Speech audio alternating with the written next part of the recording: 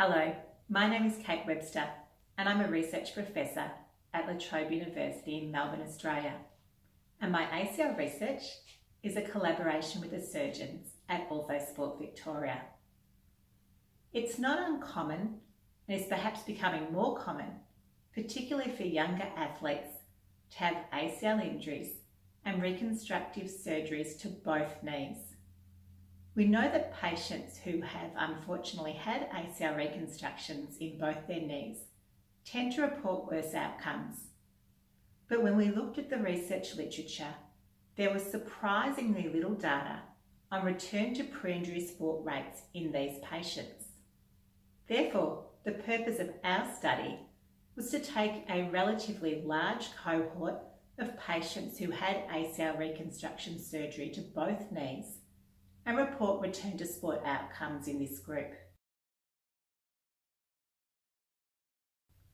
We followed 107 patients who had ACL reconstructions to both knees with a second and most recent surgery at least 2.5 years prior to follow-up. All had been active in sports before their first ACL injury.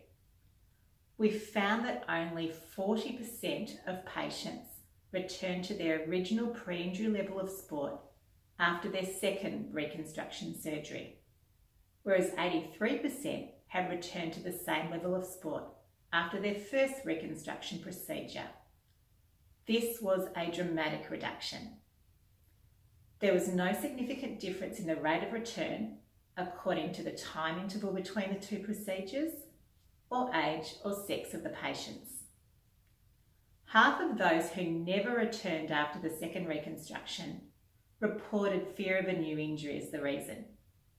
Patient-reported outcomes were also significantly worse for those who didn't return to sport compared to those who did. Return to sport outcomes are therefore less than ideal for patients who have ACL reconstruction surgery to both knees. And this has implications for the preoperative expectations and advice we give to these patients. Return to sport after ACL reconstruction has been an area of interest to our group for many years now, and we've reported on return rates after primary, revision, and now bilateral procedures. So we've pretty comprehensively covered this topic. You will, however, see some new publications this year in AJSM from our group that we're excited about, which demonstrate the impact of psychological readiness to return to sport and re-injury.